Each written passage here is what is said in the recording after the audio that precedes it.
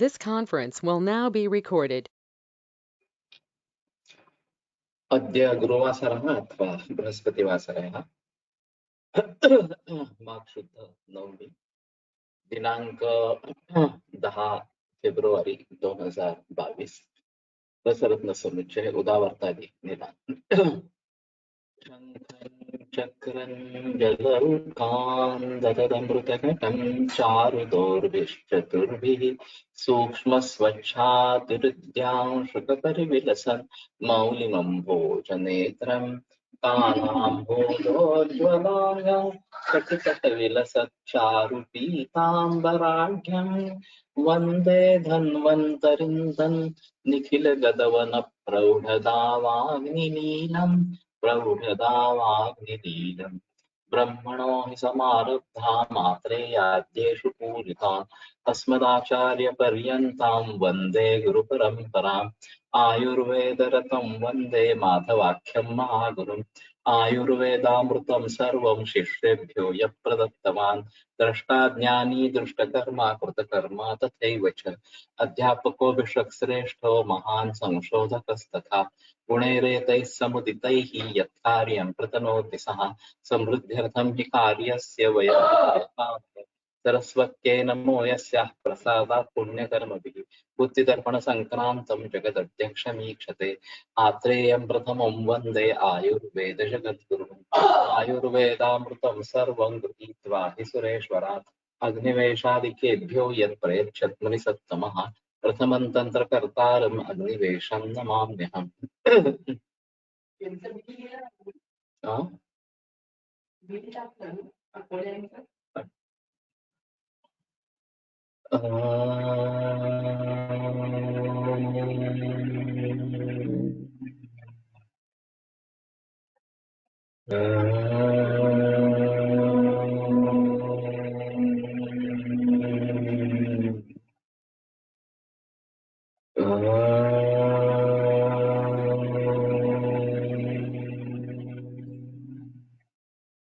ओम शांति शांति शांति।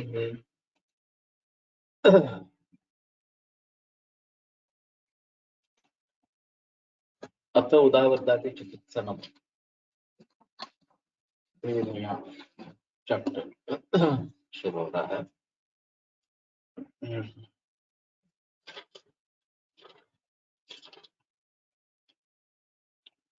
वृक्षे कोदरव जीर्ण बुद्ध चणक क्रुद्धो निलोधो वहन् रुद्ध्वा वर्त्ममलं विशोष्य कुरुते विण्मूत्र संगम ततः हृत्पुष्टोदरबस्तिमस्तकरुजः सश्वासकासं ज्वरम् गच्छन् ऊर्ध्वमसौ हि नून मनिषं कोपादुदावर्तयेत्।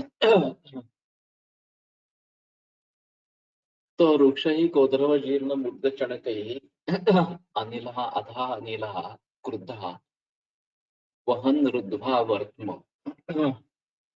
तो वृक्ष कोदरव जीर्ण मुद्ग चणक इससे अपान वायु प्रकटित होकर वर्त्ममलम विशोष रुद्ध्वा वर्त्ममलम मल का जो मार्ग है उसको रोध करके विशोष उसका शोषण कर विणमूत्र संगम तथा कुरुते। विण और मूत्र संग पुरुष संग और मूत्र संग करता है। हृत्पुष्टोदर बस्ति मस्तक रुजः हृत्पुष्ट उदर बस्ति मस्तक इनमें रुजा सकाश श्वास श्वास कासम काश श्वास काश ज्वर गच्छन ऊर्ध्वमसौ हि नून मनिषं कोपादुदावर्तयेत्। और ये ऊपर चढ़कर कोप से उदावर्त इस प्रकार से निर्माण करता है।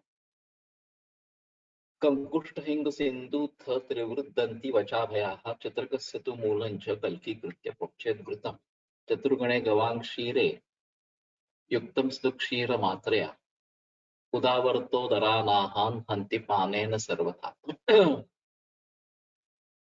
तो पहला घृत बताया गया है। कंकुष्ठ हिंगुस सिंधु त्रिवृद्धन्ति वचा अभया चित्रक मूल इन सभी का कल्क करके चतुर्गुणे गवाक्षीरे 4 गुना गाय का दूध युक्तम स्नुक क्षीर मात्रा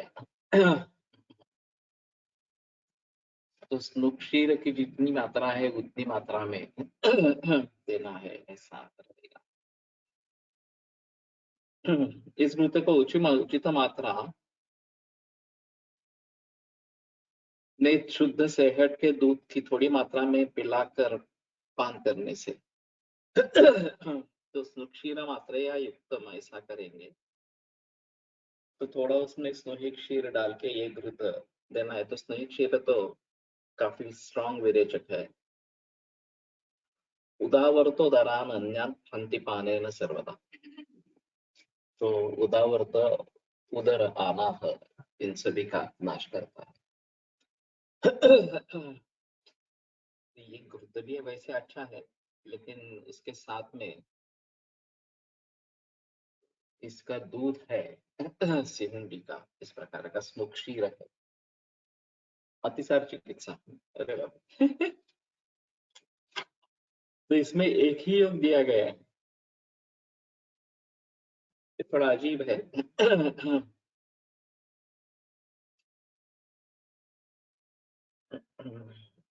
अब ऐसी बात हो सकती है कि जहाँ एक ही योग दिया गया हो रहता है, क्योंकि अगर विकल्प है तो हमें सोचने के लिए अवसर है कि क्या करें वगैरह इस प्रकार से। लेकिन ये बनाने में उतना कठिन नहीं है, सिर्फ के स्नोही क्षीर कितना देना है और उसको कैसे स्टोर करके रखना है, ये थोड़ा सा देखना पड़ेगा। और उस घी में ही इस स्नोही क्षीर को मिला के रखेंगे क्या, और फिर उचित मात्रा में घी दे देंगे इस प्रकार से। तो वैसे मिश्रक स्नेह मैं प्रयोग करता हूँ, जो बहुत ही कष्टदायक इस प्रकार के मिलावट है। पहले तो सुकुमार ग्रुप का प्रयोग करता हूँ, उससे नहीं हुआ तो मिश्रक स्नेह का प्रयोग करता हूँ, या अभयादि मोदक का भी प्रयोग करता हूँ। फिर भी यदि इस प्रकार के व्यक्ति के कॉन्स्टिपेशन में ये काम करेगा ऐसा सुनिश्चित नहीं बता सकते हैं। तो ये काफी टेढ़ा मामला है। बहुत सारे जगह पचन होना जरूरी होता है, लंदन पाचन चिकित्सा पहले करनी पड़ती है, फिर अपने आप मलावटपन दूर हो जाता है। कारणों को टालना ही है, वो एक अलग बात रहेगी।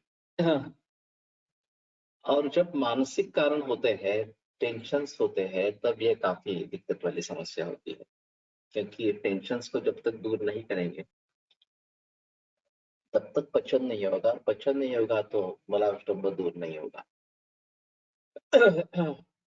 तो इसके लिए मदक प्रसाद होना ही जरूरी इस प्रकार का है, और वो कैसे करेंगे ये समस्या है। तो मैं मानता हूँ कि इसको बना के रखे तो अच्छा रहेगा।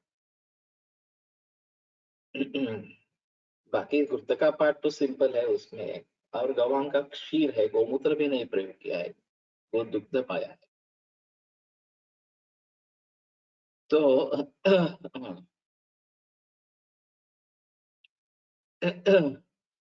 सिर्फ स्नुही क्षीर कितना डालना है और ये घी कितना देना है, ये थोड़ा सा सोचना पड़ेगा।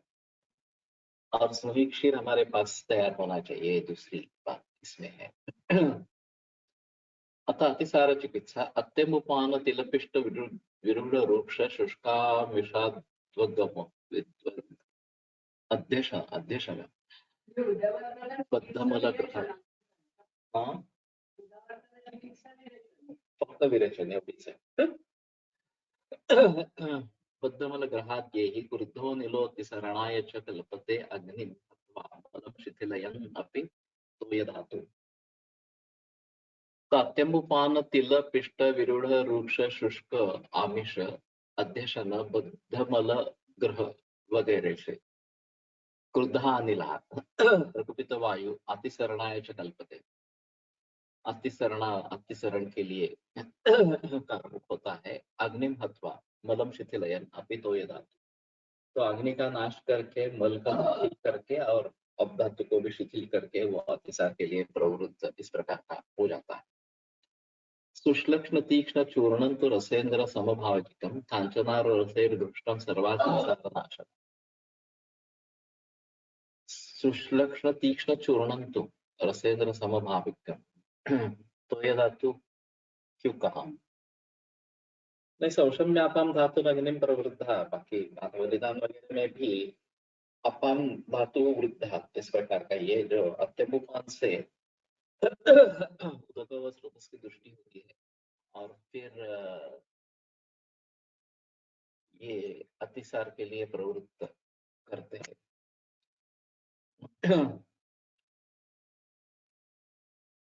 सुश्लक्ष्ण तीक्ष्ण चूर्णम तो रसेंद्र समभागिकम। तो तीक्ष्ण लोह का चूर्ण होगा सुश्लक्ष्ण तीक्ष्ण लोह।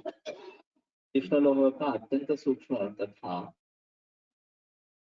भाप तथा पारद भस्म रसेंद्र समभागिकम या रस सिंधु समभाग, इन दोनों को लेकर कांचनार रसे रुष्टम सर्वाधि सारनाशक, ये सिंपल है काफी।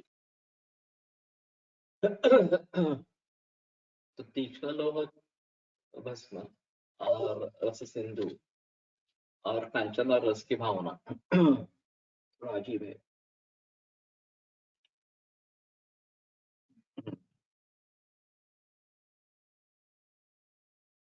ये तीनों जाने माने दवाइयां नहीं है अतिसार की, इस प्रकार से।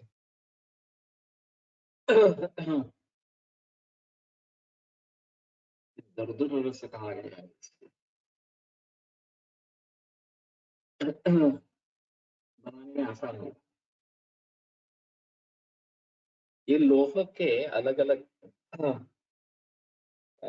जो प्रकार है उन सभी के भस्म बना के रखे, ये एक अहम मुद्दा रहेगा। कल पार्थ काले घर पे आया था, वो भी रसशास्त्र में काफी औषधि है बना रहा है, और 5 बार अष्टगुण भारत के अष्ट संस्कार कर चुका है। तो उसने एक किताब बताई लोह सर्वस्व करके, जिसमें 4 लोहों के बारे में, लोह अभ्रक सुवर्ण और ताम्र, इनके बारे में विभिन्न प्रकार के शोधन मारण वगैरह बताए गए हैं और उनके योग बताए गए हैं। एक छोटी पुस्तिका है सब लोग, मैंने कहा एक शेयर करने के लिए। तो शायद इसके बाद में वो करेंगे क्या कि मारण से लेकर क्या क्या गुणधर्मों में फर्क आता है, ये हमें हमारा देखना चाहिए इस प्रकार से। तो ये थोड़ा सा अजीब है, लेकिन ठीक है, देखते हैं। सर्वातिसारनाशनम कहा है, इष्ट समय तीक्ष्ण कांचन आराम मर्दिता अतिसारज्ञ सूतोयम दरदर दुर्धरा उभया।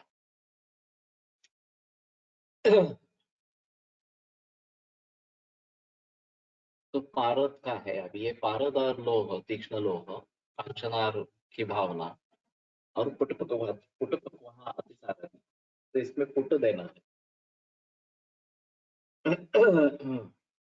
तुम्बाग तीक्ष्ण लोह के साथ पारद भस्म को कांचनार के रस के साथ मर्दन तथा पुटपाक विधि से पुटपाक कर एवं घोट कर रख ले।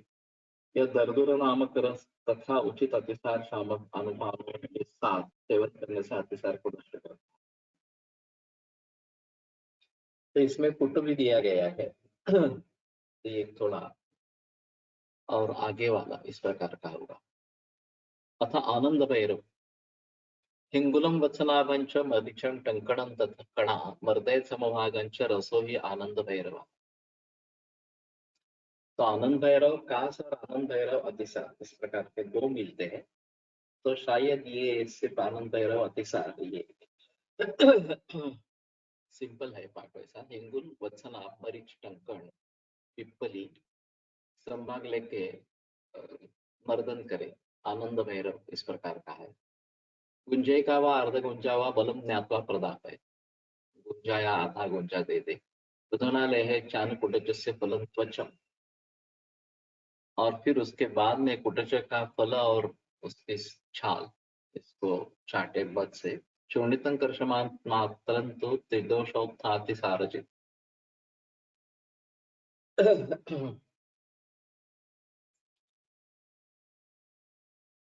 या अगर कर्ष मात्र इतनी मात्रा में चूर्णित त्रिदोषोत्थ अतिसार, जो त्रिदोष अतिसार को नाश करने वाला है, दध्यन्नम दापे तथ्यम गव्याज्यम गवाज्यम तक्रमेव वा। तो दध्यन्न या गोघृत या तक्र, इस प्रकार से पिपासाया जलम शीतम विजया च हितानिशि। और प्यास लगने पर शीत जल और रात में भंगा विजया देवी, इस प्रकार से।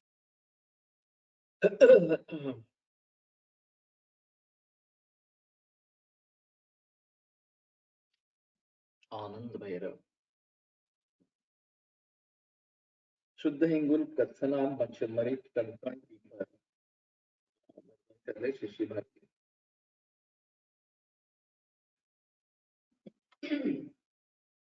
इस रस के सेवन के बाद कुटज फल इंद्रियों का चूर्ण 1 कर्ष तथा कुटज की छाल 1 कर्ष शहद के साथ छाटे। इन्होंने इसको इसके साथ में, ये तो ठीक रहता है।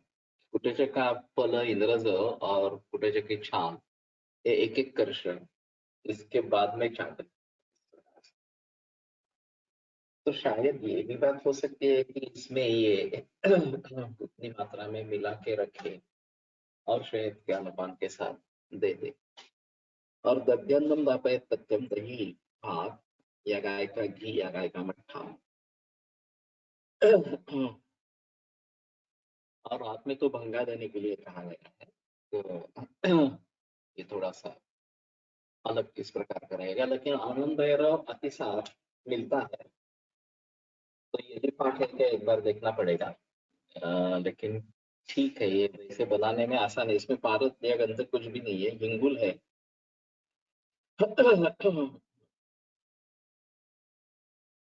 तो ये भी थोड़ा अजीब रहेगा कि पारगंधक की कजली तब बनाए और हिंगुल सीधा प्रयोग में लाए। शुद्ध हिंगुल करके लेना पड़ेगा। सुधा सार रसः पृथक पलक गंधाश्म सूतन सूत संजात कज्जलि प्रद्राव्य निक्षिपेत व्योम फलैकम गत चंद्रिका। तो एक पल गंध अश्म या गंधाश्म यानी कि गंधक और सूत, इसकी कज्जली बना के, ऐसा ही होगा शायद। दोनों की कज्जली बनाकर प्रद्राव्य निक्षिपेत व्योम, उसका द्रावण करके उसमें अदरक डाले। पलैकम गत चंद्रिकम, इसकी चंद्रिका चली गई है, इस प्रकार का एक पल अदरक डाले। काष्ठेन आलोड्य तत्सर्वम क्षिपेत कुटज पत्र के, काष्ठ से आलोड़न करके ये सब कुटज पत्र पर रखे। पुनः संचूर्ण यत्नेन भावेत तदनंतर।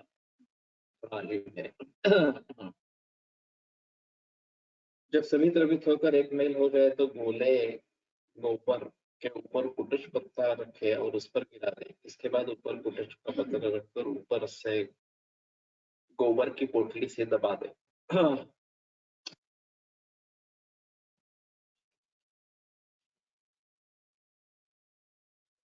भावे तदनंतरम,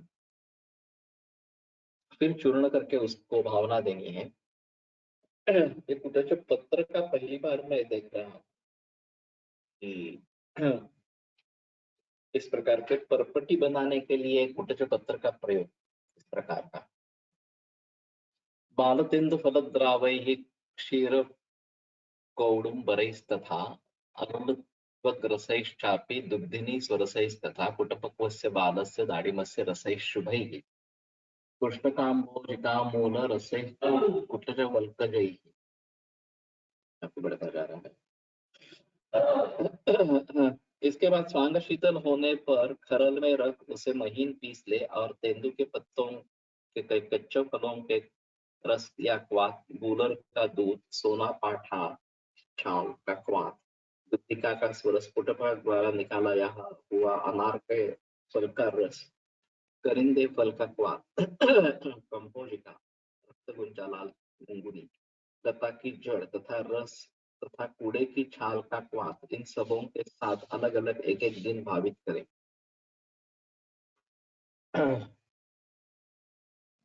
तुल्यांश विश्व गांधारी चूर्णम विपिकलितम मुस्तावत्स के दीप त्याग्नि मोच सारम सजीरकम।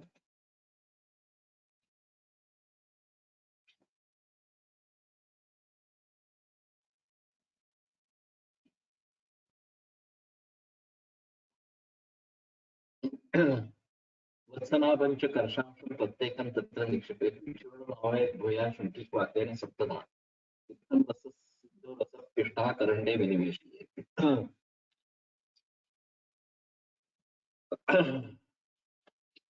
पुनः सौंठ का चूर्ण 1 पर 50 ग्राम, गांधारी कंटकहरी, मैंने पहली बार सुना गांधारी एक शब्द, का चूर्ण 1 कर्ष, नागरमोथा का चूर्ण 1 कर्ष, इंद्रदेव का चूर्ण 1 कर्ष, अजवाइन का चूर्ण 1 कर्ष, मोचरस का चूर्ण 1 कर्ष, जीरा का चूर्ण 1 कर्ष तथा शुद्ध वसना चूर्ण 1 कर्ष मिला दे और पुनः सौंठ के साथ हाथ के क्वाथ से 7 बार भावित करें।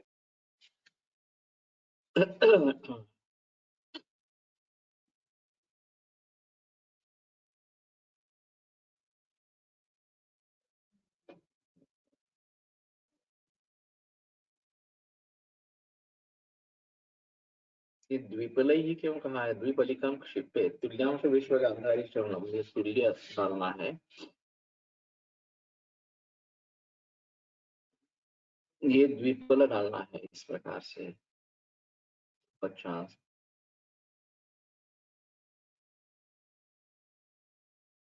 फिर बाकी ये जो है वो कर्ष डालना है। कृष्ण काम्बोजिका में मुत्सावत्सक दीप्याग्नि मोक्षसारम सजीरकम वत्सलाभंच कर्षांशम प्रत्येकम तथा निक्षेपेत और फिर शुद्धि के बाद से 7 बार भावना देनी है। इत्थम रस करंडे विनिवेशयेत् सुधासार इति ख्याता सुधासार समद्यति, ये अमृत का सार ऐसी उसकी कांति है या उसका प्रभाव है। दीपन पाचनो ग्राह्य रुद्यो रुचिकरस्तथा दोषत्रयादि सारं च दुर्जयं भेषजांतरे। तो दोषत्रयादि सार जो बाकी भेषज से सिद्ध नहीं होने वाला, आमन चैवम आरक्तं च ज्वराति सारमेव च, आम और आरक्त ज्वराति सार साति सारां विशुचि च प्रतिबध्नाति तच्च, और अतिसार युक्त विशुचि क्षण में नष्ट कर देती है, रोक देता है। मान्य मानव व्यतिक्रांतिरिव पुष्प पुण्य फलोदय।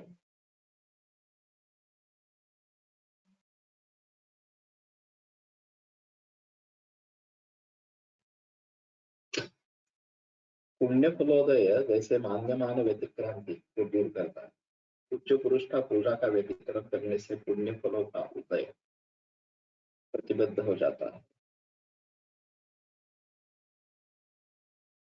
उल्टा है।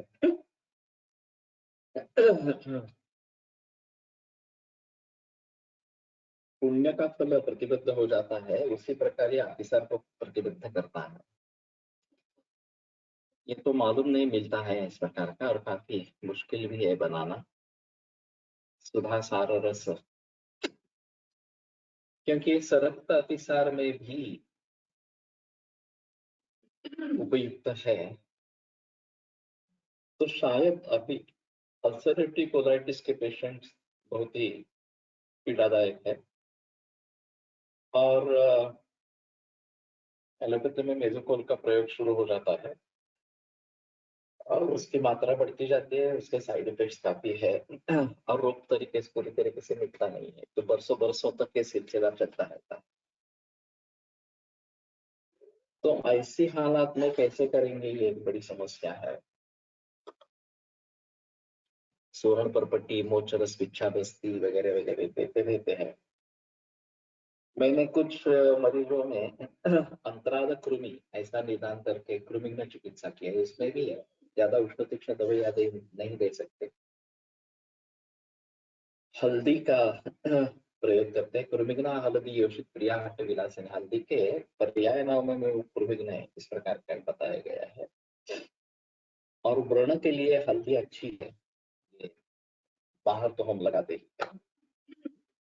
तो इन दोनों को ध्यान में रखते हुए इस प्रकार के अल्सरेटिव कोलाइटिस में जहां हमारा निदान कुर्मी इस प्रकार का होता है, और दूसरा जो है उसमें गोक्षुर एक अच्छा रसायन है। अभी इसमें श्लक्षण का भी मैं प्रयोग करता हूँ। संगजीरक जो है वो रोपण श्लक्षण, ये एक बात बताई गई है। तो समान काल में दवाइयां देते हैं, इसमें ये देने की कोशिश करते हैं। और परपटी का तो प्रयोग होता ही है, स्वर्ण परपटी या अगर हो सके तो लोह परपटी या पंचामृत परपटी, इनका प्रयोग कर सकते हैं। लेकिन इसमें कॉन्स्टिपेशन भी अगर हो जाता है तो भी तकलीफ वाली बात होती है। तो इस सब को काफी लोगों में प्रयोग में लाता हूँ और उसका अनुपान मनु का पाठ इस प्रकार का रखता हूँ। और पाठा मिश्रण वगैरह जो है वो एक इसमें अहम दवा इस प्रकार की रहेगी। पाठा धमासा, इसके साथ में सारीवा, और इसके साथ में चाहे इंद्रिय या फिर इस प्रकार से अनुपान में इसबगोल काली मनुके के क्वाथ में भिगोकर वो देना, ताकि कॉन्स्टिपेशन भी नहीं हो और रक्त भी गिरना बंद हो जाए इस प्रकार से। फिर भी ये दिक्कत वाले रोगी होते हैं, साइकोलॉजिकल कंडीशन थोड़ी भी बिगड़ जाती है तो फिर से बिगड़ जाते हैं। और एलोपैथी में तो कोई मतलब नहीं है इससे, मेजाफॉल या फिर स्टेरॉइड्स देते हैं आगे चलकर, और कहीं पॉसिबल हो तो ऑपरेशन भी करवा लेते हैं। लेकिन मूल रूप से संप्राप्ति सुधरती नहीं है, ये इसमें अहम मुद्दा है। और एक अंतरागत कृमि ये निदान ज्यादा तो लोग नहीं करते, तो मैं कुछ मरीजों में करने की कोशिश करता हूँ। और ये मान्य व्यतिक्रांति एवं पुण्य फलोदय, जैसे मान्य व्यतिक्रांति पुण्य फलोदय को प्रतिबंधित करती है, उसी प्रकार से ये अतिसार को खंडित करता है। ये थोड़ा सा अजीब उदाहरण इस प्रकार का दिया है। रघुवंश के पहले सर्ग में पुराशक्रम उपस्थाय दौर्मी प्रत्यास्यतः शीतलपतरुच्छायाम् आश्रिता सुरभिपति धर्मलोपभयाद्रात्रि मृदुस्तातामिमां स्मरन् प्रदक्षिण क्रियाधार्यां तस्यां त्वं साधुमाचरः। और फिर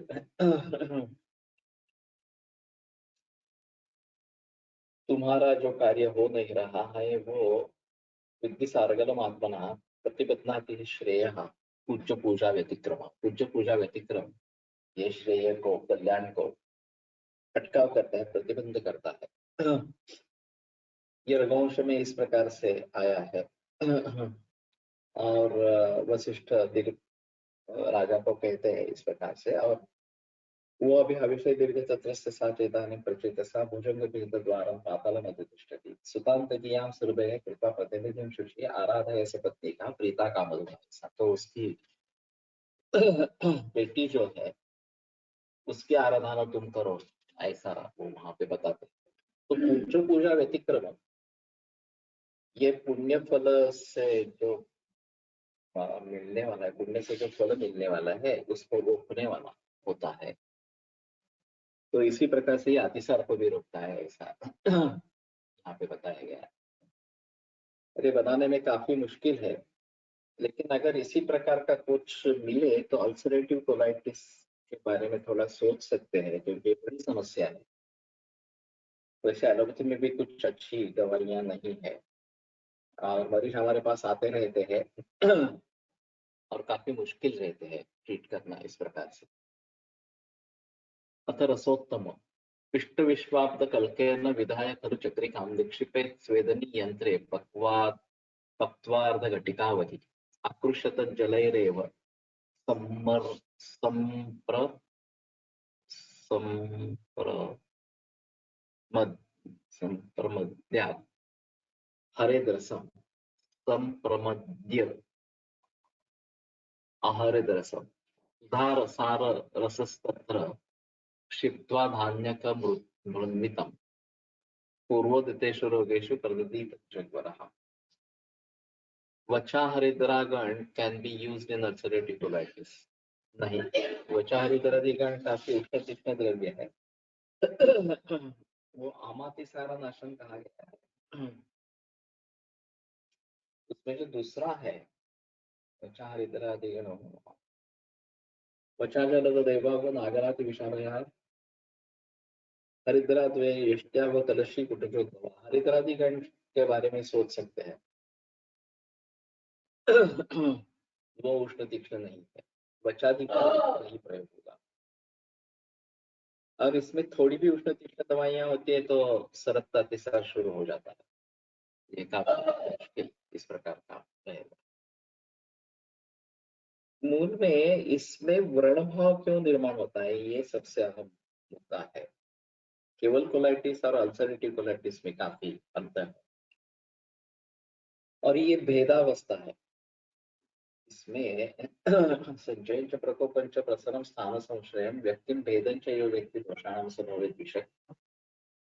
तो जब व्रणभाव निर्माण हो जाता है तो भेदावस्था है और ये अंतिम अवस्था है इस दोष के हिसाब से देखा जाए। और इसलिए काफी मुश्किल इस प्रकार की अवस्था है। हरिद्राद्वे यश्याव कलशी कुटजोद्भवा, ये शायद सोच सकते हैं हरिद्रादिगण प्रयोग में लाने के लिए। और मोचरस का काफी प्रयोग किया जाता है, मोचरस का पिक्चरस भी किया जाता है। कुछ हद तक फायदा होता है, लेकिन फिर भी ये दिक्कत वाला मामला है, इसमें संदेह इस प्रकार का नहीं।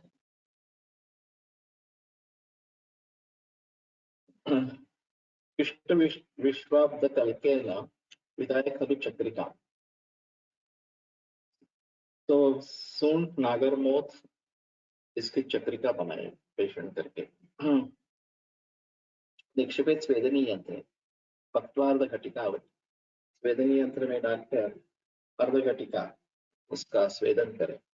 आकृषत जलैरेवं संप्रमरुद्याहरसम,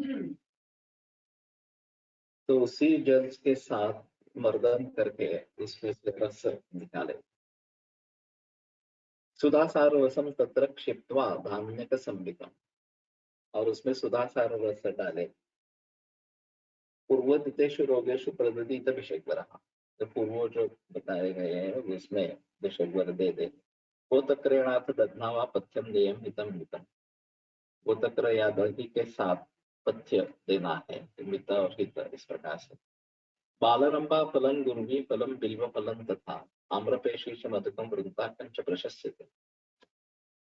तो कच्चा केला, गुर्वी फल मालूम नहीं, बिल्व फल, आम्रपेशी, मधुक और वृंताक व्यंजन ये प्रशस्त है। सर्वातिसारं ग्रहणीं च एकतां मंदाग्निमानां आनाहं अरोचकं च निहन्ति सद्यो विहिता अपाके द्वितीयेण रसोत्तमः।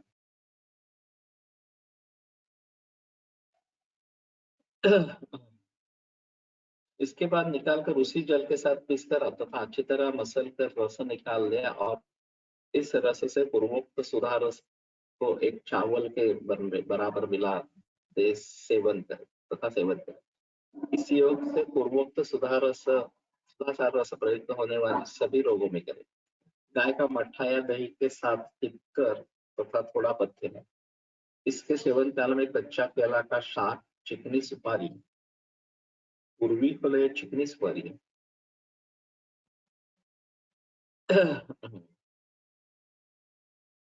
आम की गुठली की गिरी, मुलेठी, बेल का फल, बैंगन का सेवन प्रशस्त है।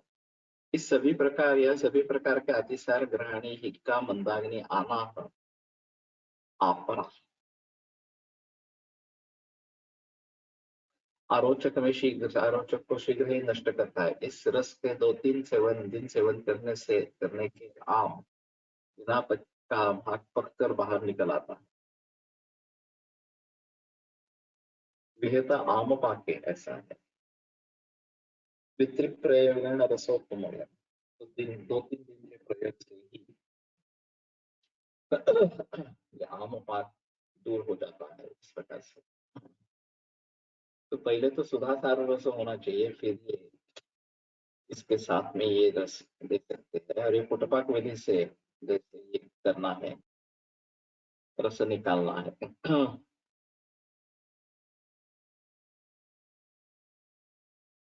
ताम्बुस्थाली मुखाबद्धे वस्त्रे पाक्यम निधाय च पिधाय पच्यते यत्र स्वेदनी यंत्र उच्यते। एक हांडी में थोड़ा जल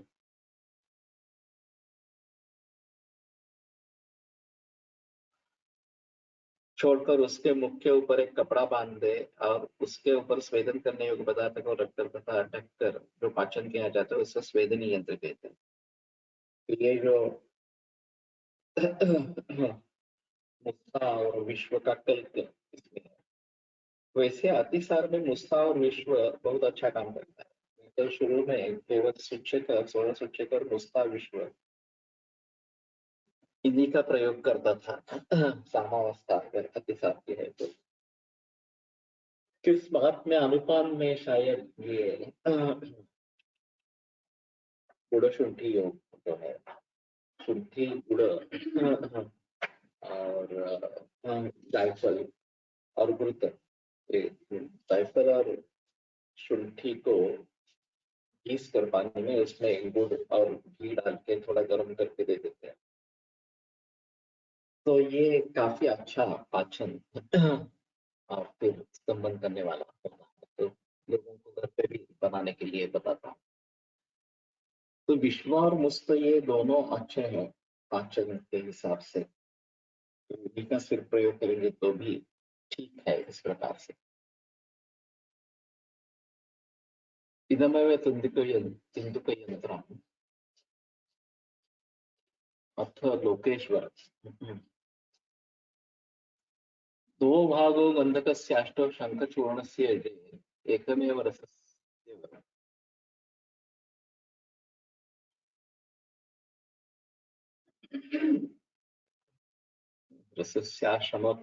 समर्कक्षीरेण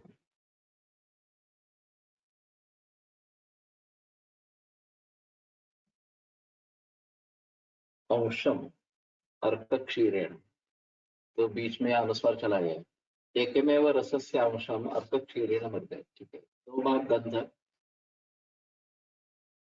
अष्टौ शंखचूर्णस्य, आठ भाग शंखचूर्ण, एकमेव रसस्य अंशम, भारत का एक ही अंश, अर्क क्षीरेण वर्धयेत्। अच्छा, अर्क क्षीर से वर्धन करे। चित्रकस्य द्रव्येणैव शोषयित्वा पुनः पुनः, और चित्रक द्रव से बार बार शोषण करे। एकीकृत्य रसेन अर्क क्षीरं दत्वा तदर्धकम् अर्क क्षीरेण पुञ्जी कुर्वीत गोलकान् अथ शोषयेत्।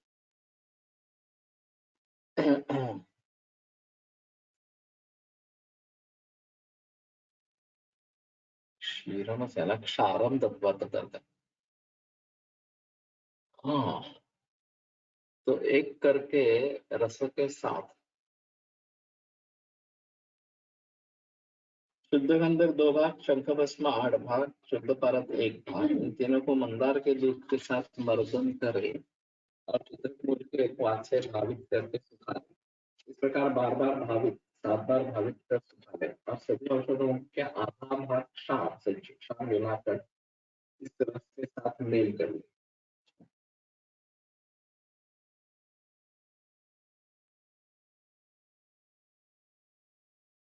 तो ये रस शब्द से मुझे लगा कि पारद है।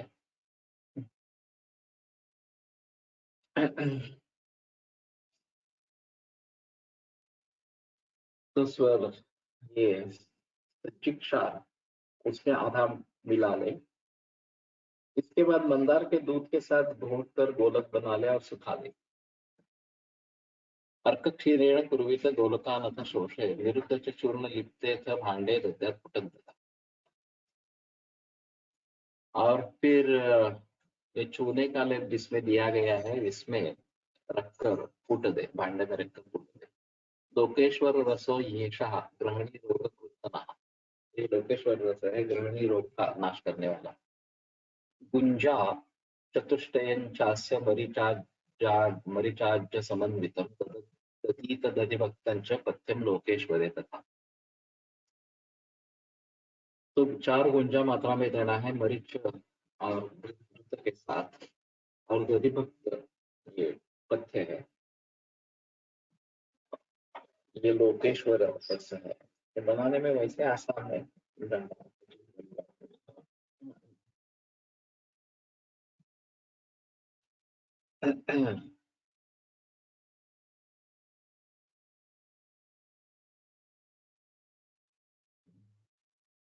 मालूम नहीं मिलता है, नहीं मिलता। अथ लोकनाथ। पोटली। देखना पड़ेगा पाठ क्या है, लेकिन भी लोकनाथ तो मिलता है। ये लोकनाथ और बाजार में मिलने वाला लोकनाथ कौन सा है, देखना पड़ेगा। मृत पारद भागैकम चत्वारः शुद्ध गंधक। तो पारद भस्म एक भाग, चार भाग शुद्ध गंधक। यामस्य मर्दे खल्ले तेन पूर्या वराटिका। एक याम खल करे और वो वराटिका में भरे। कंकणं तु गवां क्षीरे पुष्पातेन मुखम लिखे। कंकण दूध के साथ पेषण करके उसका मुख बंद करे। वराटाना प्रयत्न रुद्वा भांडे फूटे बचे। फिर भांडे में रखकर वराटन का फूट में पचन करे। स्वंगशीतम समुद्र ततश्चूर्ण्या वराटका। स्वंगशीत होने पर वो वराटक है उसका चूर्ण करे। लोकनाथ रसो नामना क्षौदरे गुंजा चतुष्टय। नागराति विषामुस्ता देवदारु वचान्वितम कषायम अनुपानम स्यात् वाताति सारनाशना। तो ये लोकनाथ रस है, शायद इसी पाठ से मिलता है बाजार में। क्योंकि वराटिका में रखकर ही ऐसा ही मैंने सुना था इसके बारे में। तो ये अच्छा इस प्रकार का रहेगा। जर अल्सरेटिव्ह कोलायटिसची भेदावस्था आहे की, तर मग व्रणरोपणार्थ जे तूप मध लावायला सांगितले आहे त्या अनुपान स्वरूपात वापरू शकतो का? कुठलं घृत वापरायचं रोपणार्थ? यष्टिमधु घृत ही ठीक रहेगा अगर इसमें देना है तो। और फिर ये व्रणभाव निर्माण होता है, इसमें उष्ण तीक्ष्ण गुणों का संबंध ज्यादा है।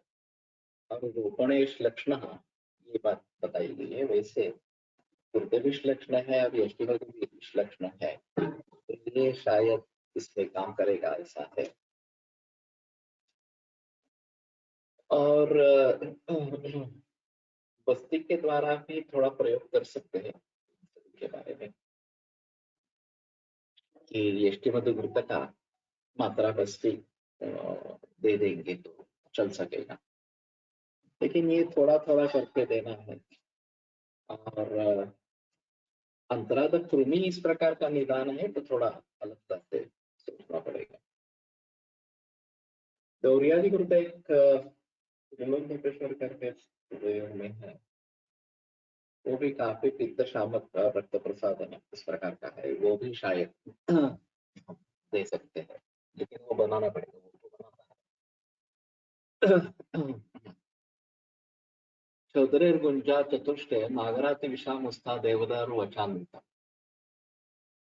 तो ये काढ़ा नागरा अतिविषाम मुस्ता देवदार वचा या अनुपान के रूप में बताया गया है, और वातेज अतिसार के लिए खास करके बताया है।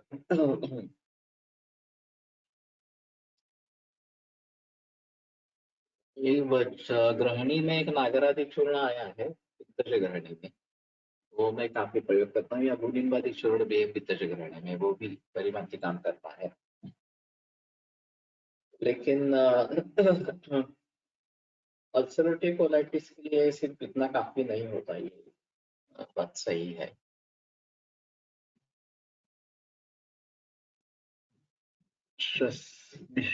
तिलतैल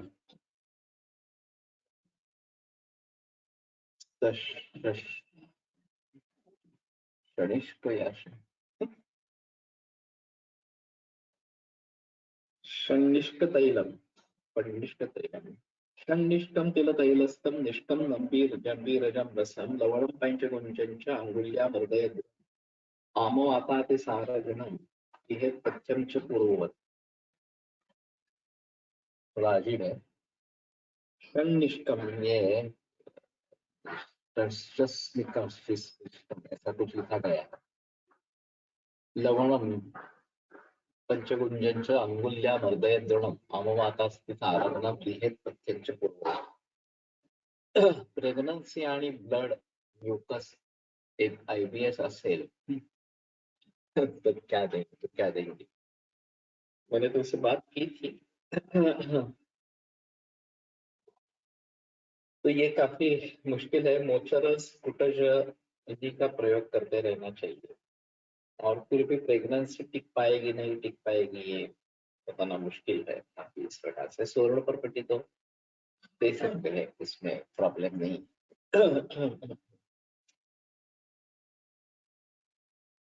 लेकिन ये थोड़ा मुश्किल मामला है. वैसे ही सिर्फ IBS है तो एक अलग बात होगी. अल्सरेटिव कोलाइटिस है तो एक अलग बात इस प्रकार की होगी.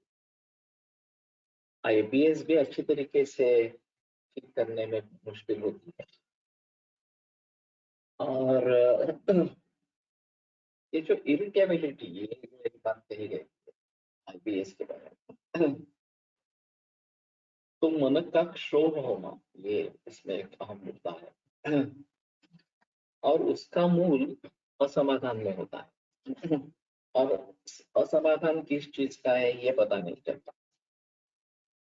सिर्फ बेचैनी रहती है, मुझे ये पसंद नहीं है वो पसंद नहीं है, ऐसी बातें होती रहती है. पसंद क्या है ये बता नहीं सकते और क्यों पसंद नहीं है इसके बारे में भी बता नहीं सकते. तो ये बड़ा अजीब माहौल इस प्रकार का हो जाता है. इरिटेबिलिटी जो है वो. और मैं भी इसके बारे में काफी कोशिश कर रहा हूँ कि इरिटेबिलिटी रिवर्स कैसे हो जाए. कई जगह ऐसा होता है कि पति पत्नी में झगड़ा होता रहता है, दोनों इरिटेट होते रहते हैं. और फिर कारण मामूली रहते हैं जो बताए जाते हैं उसमें. मूल रूप से ये संचित होता जाता है. क्रोध भाव जो है वो बरसों बरसों तक छोटे छोटे मुद्दों को लेकर संचित होता रहता है. और फिर जो भी क्रिया हो जाए उससे वो विपरीत अर्थ ही निकालते हैं. जो भी कहा जाए उसके बारे में विपरीत अर्थ हो जाता है. ऑपरेट करून उपयोग होतो का नहीं होता, क्योंकि संप्राप्ति वैसी ही रहती है. दूसरी जगह अल्सर होता है. कुछ दिन के लिए आराम मिलेगा ऐसा होगा. लेकिन ये पूरे विश्व भर की समस्या है.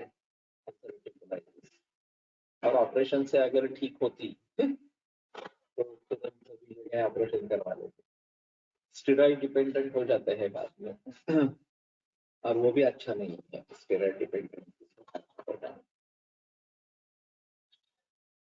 तो ये काफी कष्टदायक पेशेंट इस प्रकार के हैं. तो मैं बात कर रहा था कि असमाधान किस चीज का है ये समझने की कोशिश करना ये एक अहम मुद्दा रहेगा. और इससे काउंसलिंग की जरूरत ज्यादा है. लेकिन सिर्फ काउंसलिंग से जब तक मरीज खुलकर बात नहीं करता तब तक कुछ पता नहीं चलेगा. और छोटे छोटे मुद्दों को लेकर दुख व्यक्त करने से अच्छा है कि छोटे छोटे मुद्दों को लेकर आनंद व्यक्त करें या आनंद के साथ ले लें. लेकिन ये बात होती नहीं है. छोटे छोटे मुद्दों को लेकर आनंद लेते रहना इस प्रकार से, दुख तो लेते रहते हैं इस प्रकार से. और केवल नापसंदी, ये मुझे पसंद नहीं है इतना ही बताते रहते हैं. क्या पसंद है ये नहीं बताते हैं इस प्रकार से. तो ये इरिटेबिलिटी ये अहम मुद्दा है जिसमें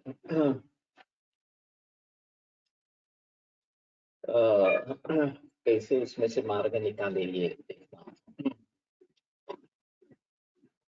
थोड़ा डिफिकल्ट इस प्रकार का हो जाता है. तो तिलतेल 6 निष्क 24 ग्राम, जंबीरी नींबू का रस 1 निष्क 4 ग्राम तथा सेंधा नमक 5 पुंजा. इन सबों को एकत्र कर अंगुलियों द्वारा मसल कर घोल बना ले और बड़े मुंह की शीशी में रख ले. यह तेल प्रतिदिन सेवन करने से आमवा तथा अतिसार को नष्ट करता है। इसके सेवन काल के पूर्वोक्त प्रकार से पथ्य सेवन करें। अजीब है, सिंपल है वैसे। शनिष्ठ तैल,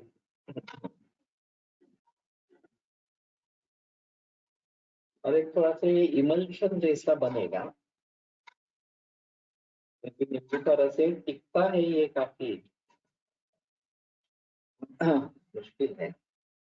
वैसे हिंगु त्रिगुण तैल जो है वो भी टिकता है, और रसोन रस सबसे ज्यादा है उसमें।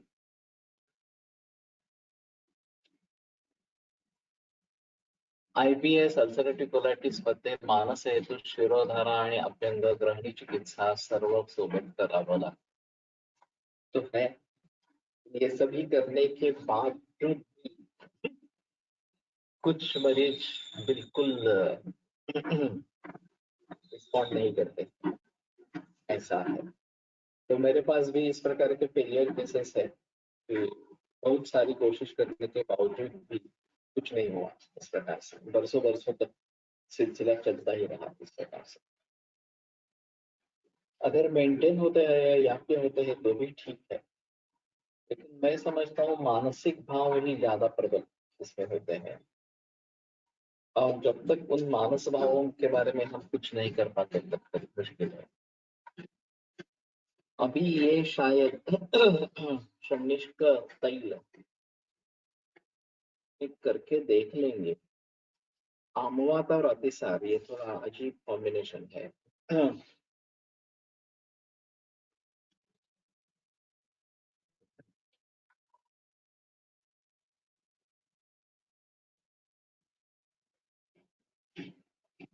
आमवात और अमातिसार ऐसा भी शायद सोच सकते हैं।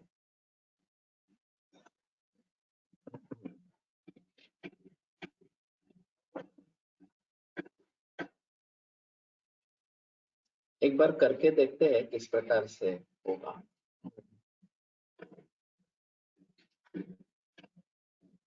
और अंगुलियों द्वारा ये करना है, अंगुलिया मर्दय दृढ़।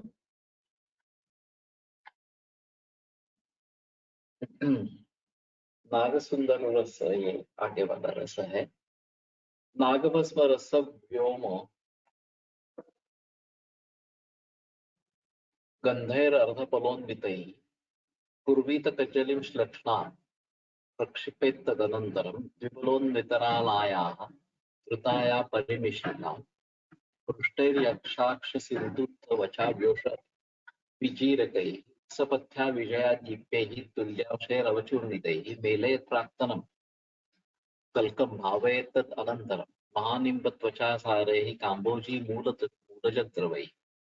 शुरू से कर नागभस्म रस अभ्र गंधक ये सब अर्धफलोन्वित कुर्वित कज्जली पहले कज्जली कलेश लक्षणां प्रक्षिपेत तदनंतर उसमें विफलोन्वितरालायाः, तो हरता दो फल डालना है।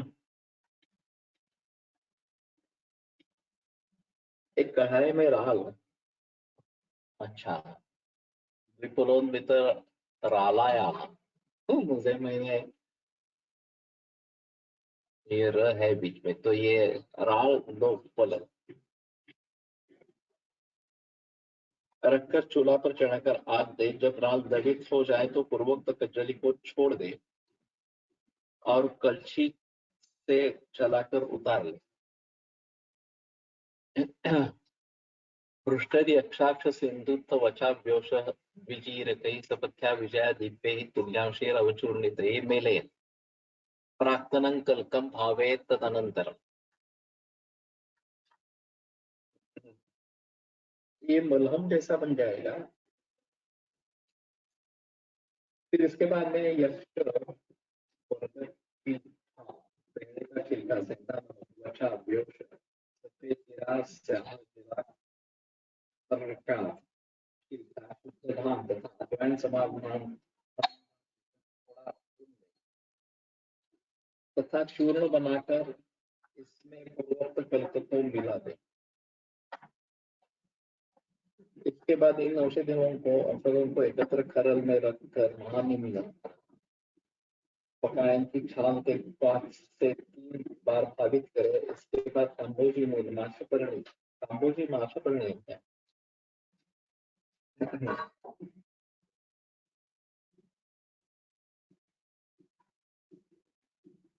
5 से 3 भावना दे, तदनंतर आंबला 5 से 3 भावना दे, अंत में गुड़की रस के 3 भावना दे और उत्तर दे पिछली के बराबर पट्टी बना ले। इसे नाग सुंदर कहते हैं। रसैर्नागबलायांच बलायाश्च गुणुच्चाश्च त्रिधा तदा ततश्च गुटिका कार्यापदरास्ति प्रमाणतः अन्यादेवं नाग सुंदर रसो वल्लंबितः सेवितो नानातिसरणम् अयं गुद परिभ्रंशम तथा बिंबिषे। ठीक है, ये काफी बड़ा पाठ है। और राल इसमें डालने के लिए बताया गया है। ये थोड़ा अजीब है, अभ्यंतर प्रयोग राल का।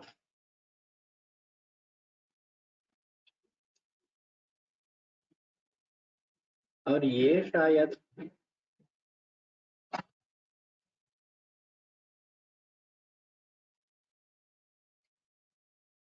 कोलाइटिस में तो अच्छा काम करेगी।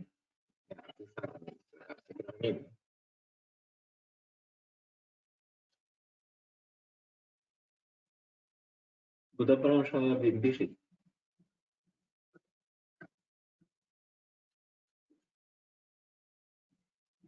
मिलता होगा ऐसा नहीं लगता।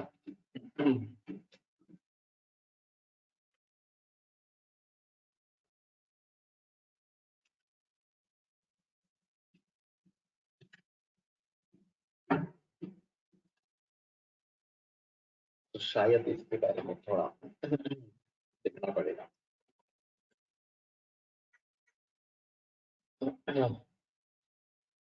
एक बार फिर से बाजार में क्या उपलब्ध है और उसके पाठ क्या है ये देखना बहुत जरूरी इस प्रकार का हो जाएगा।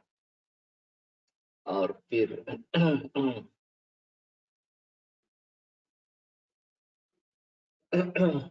उसके बारे में थोड़ा सोचिए। कल ऐसा करते हैं कि बिंबिशी प्रवाहिका को कहते हैं।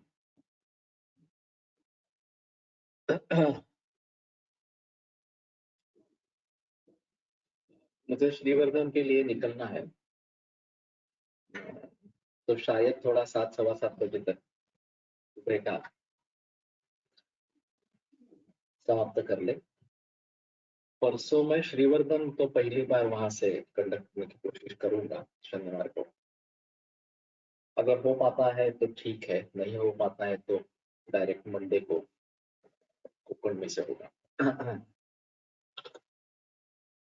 तो कल तो 7 सवा 7 तक करेंगे ज्यादा से ज्यादा, और परसों पॉसिबल होगा तो जरूर करेंगे, इसमें कोई संदेह नहीं है। पॉसिबल नहीं होगा तो फिर से बात है। अब वो तो आश्रम है और कलकुट स्वामी का मठ है, और काफी उन्होंने पेड़ पौधे लगाए हैं, नक्षत्र वन बनाया है, बहुत सारी आयुर्वेदिक दवाइयाँ वनस्पतियाँ वहाँ हैं। तो ये बढ़िया है, मैंने पहले बार एक बार देख चुका हूँ, वहाँ पे रह भी चुका है, तो इसमें कोई संदेह नहीं है। फिर भी देखते हैं कैसे होता है। आयुर्वेद प्रकांडो निगदित इह शल्यतंत्र प्रधानः शाश्वतोऽयं निखिल जन कृपा व्याप्त चित्ते आयुर्वेदस्य वाञ्छन् पुनरपि भुवने ताञ्च सुष्ठुः प्रतिष्ठां श्रेष्ठं धन्वन्तरिं प्रणमति च सदा वैद्यवर्गो विनूनम् वैद्यवर्गो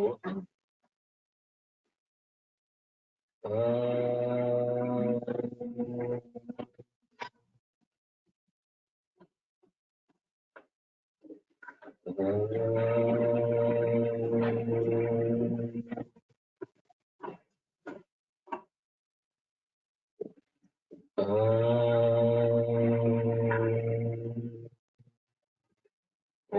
शांति शांति शांति. विरम्यते व्याख्यानकर्ता.